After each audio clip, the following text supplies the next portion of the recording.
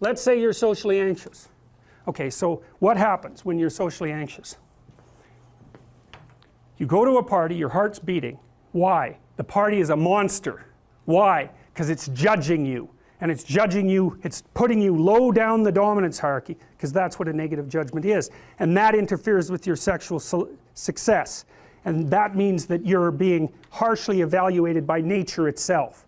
Right? So you are confronting the dragon of chaos when you go into the social situation. And so what do? You're like this, right? You hunch over, and that's low dominance. I'm no threat. It's like, well, that's not going to get you very far. You know, but that's a logical thing to do in the face of a tyrant. So I'm no threat. You know, you look at the king and you're dead. I'm no threat. I'm hunched over.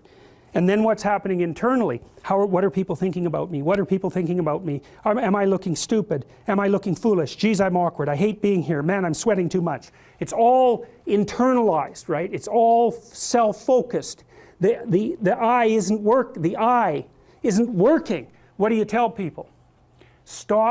Don't stop thinking about yourself, because you can't. It's like, don't think of a white elephant.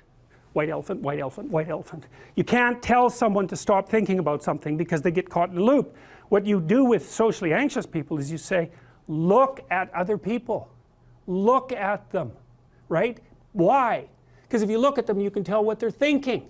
And then unless you're terribly socialized, and some people are. Some people have no social skills, and so the reason they can't go to a party is because they don't even know how to introduce themselves. Like, no one ever taught them how to behave. And so they're really good candidates for behavior therapy, because you walk them through the process of how you actually manifest the procedures that are associated with social acceptability.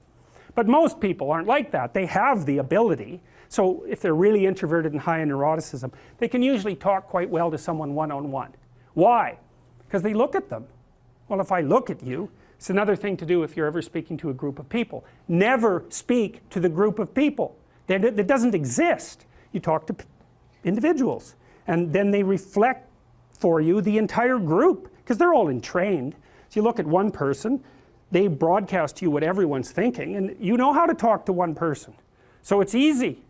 So as soon as you focus on the person, not you, you push your attention outward, use your eye, you push your attention outward, and you start watching. Well, then all your automatic mechanisms kick in, and you stop being awkward. Because if we're talking and I'm looking here, I don't know what you're going to do next, and I'm going to put disjunctions into they're like bad chords in the melody of our conversation. And the reason is I'm not paying attention.